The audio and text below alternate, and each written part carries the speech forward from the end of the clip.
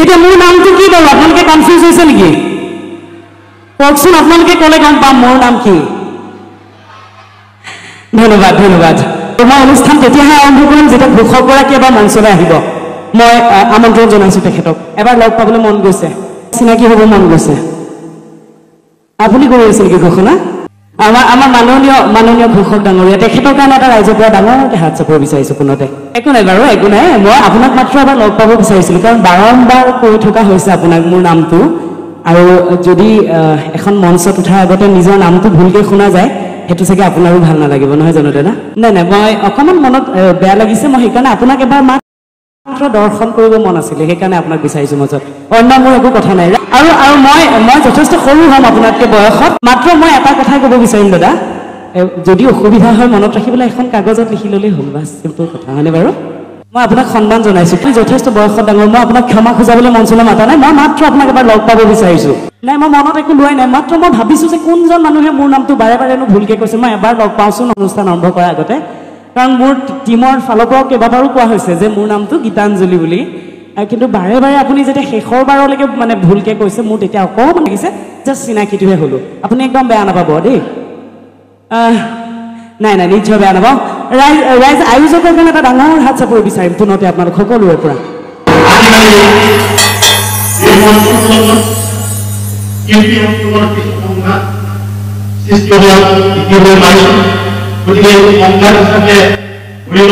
নাই নাই এয়া একেবাৰে সম্ভৱ নহয় আপুনি মাত্ৰ মোক একো বেয়া নাপাব মই হয় হয় কেতিয়াও মই ভবাই নাই মই কেতিয়াও আপোনাক তেনেকৈ ভবা নাই মাত্ৰ আপুনি মনত একো বেয়া ভাৱ নল'ব মোতকৈ আপুনি বহুত ডাঙৰ নাই ভবা ৰাইজে ভাবিছে নেকি সংঘাত বুলি নহয় নিশ্চিতভাৱে নহয় হয়নে বাৰু আমাৰ আয়োজকেও যথেষ্ট কষ্ট স্বীকাৰ কৰি বিহুখন আয়োজিত কৰিছে আৰু আমাক আমন্ত্ৰণ কৰিছে তাৰ কাৰণে পুনতে ধন্যবাদ জনাইছোঁ আৰু অনুষ্ঠানটি আৰম্ভণি কৰিছোঁ আচলতে অনুষ্ঠানত ইতিমধ্যে ভিডিঅ'টোৰ যোগেদি চাগে গমেই পাইছে গোটেইখিনি কথা মই একোৱে নাই তেওঁ বাৰে বাৰে মোৰ নামটো ভুলকৈ কৈ আছিলে আৰু মই যেতিয়া গ্ৰীণ ৰুমত আছিলোঁ মঞ্চত উঠাৰ আগে আগে মই ইতিমধ্যে মোৰ কেইবাবাৰো কাণত পৰিছিলে মোৰ নামটো ভুলকৈ কোৱাটো একো ডাঙৰ কথা নহয় তেওঁ নাজানিবও পাৰে বা তেওঁৰ লগত সেইটো নাথাকিবও পাৰে সেইখিনি সময়ত কিন্তু এবাৰ দুবাৰ নহয় সেইটো প্ৰায় বাৰে বাৰেই হৈ আছিলে মানে কেইবাবাৰো যিহেতু হৈ আছিলে আমাৰ দলৰ ফালৰ পৰা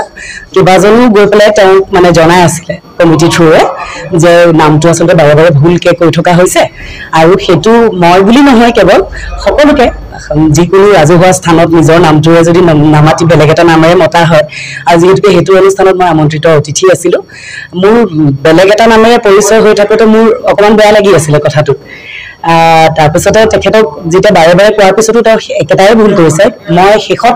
অন্য নামেৰে মতাৰ পিছতো মই যাবলৈ বাধ্য হ'লোঁ কাৰণ ৰাইজ ইতিমধ্যে বহুত ৰাইজ মোৰ কাৰণে ৰৈ আছিলে আৰু নামটো ভুল স্বত্তেও মই মঞ্চলৈ গ'লোঁ আৰু মই তেখেতক তেওঁ গ্ৰীণ ৰুমত নাছিলে দেই ঘোষকগৰাকী গ্ৰীণ ৰুমত নাছিলে তেওঁ কোনোবা এটা ৰাইজৰ মাজৰ সন্মুখৰ ভাগত চাগে আছিলে মই দেখা নাই আৰু মই গমো পোৱা নাই তেওঁ কোন হয় কি কথা আয়োজক আছিলে আৰু কমিটি বিৰাট ভাল কমিটিটো খুব সুন্দৰকৈ আমাক আতিথ্য কৰিছে বা সন্মান জনাইছে ৰাইজো বিৰাট ভাল মাত্ৰ মোৰ অলপমান মনত সেই কথাটো মানে লাগি আছিলে যে কোনগৰাকী ব্যক্তিয়েনো বাৰে বাৰে ইমান ভুলকৈ মোৰ নামটো উচ্চাৰণ কৰি আছে মই এবাৰ মাত্ৰ লগ পাব বিচাৰিছোঁ বাকীখিনি কথা ভিডিঅ'টোৰ জৰিয়তে সকলোৱে দেখিছে আৰু সেইটো মই বুলিয়ে নহয় সকলোৱে হয়তো মনত দুখ পাব যদি নিজৰ নামটো ভুলকৈ প্ৰচাৰ কৰা হয় বা ভুলকৈ উচ্চাৰণ কৰি থকা হয় আৰু বেলেগ একো আচলতে এইটো ইমান ডাঙৰ মই তেখেতেও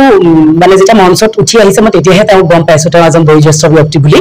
আৰু ময়ো সৰু হিচাপেই তেখেতক কৈছোঁ আপুনি মোক ক্ষমা খোজাৰ কোনো প্ৰয়োজন নাই কেৱল মাত্ৰ কোনগৰাকী মানুহে প্ৰতিবাৰ মোৰ নামটো ভুলকৈ উচ্চাৰণ কৰিলে মই সেই মানুহজনকহে লগ পাব বিচাৰিছোঁ তাত মোৰ আৰু ইয়াত একো বেলেগ ধৰণৰ বিতৰ্কলৈ যোৱাৰ কোনো প্ৰৱণতাও নাই বা কাৰোবাক অপমান কৰিবলৈও মোৰ কোনো ধৰণৰ তেনেকুৱা ইচ্ছাকৃত মোৰ একো ধৰণৰ কথা নাছিলে আৰু সেইখিনি কথা সিমানটোৱে আৰু তাত হয়তো ভিডিঅ'টোৰ তেখেতৰ মাতটো অহা নাই মোৰ কথাখিনি কাট কৰি পেলাই দেখুৱাই থকা হৈছে আচলতে সেয়াই তেওঁ কৈছে যে মোৰ ফালৰ পৰা মই মাত্ৰ মোৰ এটাই কথা ক'বলগীয়া যদি মোক আমন্ত্ৰণ কৰি নিছে আয়োজকেও যথেষ্টবাৰ ক'লে আৰু যদি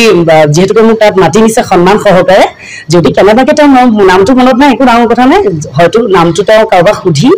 বা যিহেতু আমাৰ ফালৰ পৰাও কেইবাবাৰো জনোৱা হ'ল আৰু ধৰি লওক কোনোবা এখন কাগজতো যদি লিখিলে যে নামটো গীতাঞ্জলি দাস তেতিয়াহ'লে হয়তো বেয়া নালাগিলেহেঁতেন সিমানটোৱে কথা বেলেগ একো নাই মনত অকণমান বেয়া লাগিছিলে বাছ কথাটো সিমানটোৱে শিল্পী শব্দটো মই বাৰে বাৰে আপোনালোককো অনুৰোধ জনাইছো কৰজোৰে দেই এতিয়া মই একেবাৰে নতুন শিল্পীৰ স্থান ৰাইজে সেইটো বিবেচনা কৰিব এটা সময়ত আমি সাংস্কৃতিক কৰ্ম হিচাপে কৰ্ম কৰিছো মই এগৰাকী কণ্ঠশিল্পী হিচাপে ৰাইজে মৰম দিছে অনুৰোধ কৰিম এগৰাকী কণ্ঠশিল্পী হিচাপে মোক সম্বোধন কৰিবলৈ আচলতে চাওক যেতিয়া তেওঁ ঘোষণা কৰিছে মোৰ নামটো ক'ৰ পৰা কৰিছে মই প্ৰথম কথা আপোনাক ক'লো যেতিয়া মই গ্ৰীণ ৰুমত বহুত দেৰি বহি আছো এতিয়া মই তেওঁৰ লগত মই মুখামুখি হোৱা নাই মই মাত্ৰ তেওঁৰ মাতটোহে শুনি আছো বাৰে বাৰে মোৰ নামটো ভুলকৈ উচ্চাৰিত হৈ আছে মোৰ টিমৰ মানুহে গৈ পেলাই তেখেতক কৈছে কমিটিৰ মানুহেও গৈ পেলাই কৈছেগে কিন্তু শেষ মুহূৰ্তলৈ যেতিয়ালৈ মই চাউণ্ড চেকৰ পিছত ষ্টেজত উঠিছো তেতিয়ালৈ মোৰ নামটো ভুলেই হৈ থাকিলে তথাপি মই কুণ্ঠাবোধ নকৰাকৈ মঞ্চলৈ গ'লো কিয়নো এখন ৰাইজ মোলৈ ৰৈ আছে বেলেগৰ নামেৰে হ'লেও মই মঞ্চত উঠিলো কিন্তু যেতিয়া তেওঁ মই সেইকাৰণে মই আচলতে তেওঁক চাবলৈ বিচাৰিলো যে কোনগৰাকী ব্যক্তিনো যিনে মোৰ নামটো বাৰে বাৰে কৰাৰ পিছতো এবাৰ বা দুবাৰ কিবা এটা ভুল হ'ব পাৰে ভুলবশতঃ নামটো উচ্চাৰণ ভুলকৈ হৈছে একো নাই কিন্তু যেতিয়া প্ৰত্যেকবাৰে ভুল হৈ থাকিলে মই সেইকাৰণেহে তেওঁক লগ পাবলৈ মোৰ মনতো এটা তাৰমানে ইচ্ছা জাগ্ৰত হ'ল আৰু সেয়েহে মই তেখেতক যিহেতু মই তেওঁক দেখা নাছিলোঁ গ্ৰীণ ৰুমতো নাই বা তেওঁৰ লগত মোৰ মুখামুখি হোৱা নাই সেয়েহে মই আচলতে মঞ্চত তেওঁক বিচাৰিছিলোঁ মঞ্চত তেওঁ উপবিষ্ট হোৱাৰ পিছতহে মই গম পাইছোঁ যে তেখেত এগৰাকী বয়োজ্যেষ্ঠ ব্যক্তি আৰু মই লগে লগে মঞ্চতে কৈছোঁ আপোনালোকে ক্লিপটোত চাগে পাইছে যে আপুনি মোক ক্ষমা খোজাৰ কোনো প্ৰয়োজন নাই মই আপোনাতকৈ যথেষ্ট সৰু কেৱল মোৰ মনত দুখ লাগিছে যে আপুনি মোৰ নামটো ভুলকৈ উচ্চাৰণ কৰি থাকিলে দাদা যদি সম্ভৱ হয় আপোনাৰ মনত ৰাখিবলৈ যদি অসুবিধা হৈছে এখন কাগজত মোৰ নামটো লিখি ল'লেই হৈ যায় কথাটো আচলতে সিমানকণে ইয়াত যদি কোনোবাই সেই কথাখিনিৰ কাৰণে মোক বেয়া পাইছে বা আঘাত পাইছে মই ক্ষমা বিচাৰিছোঁ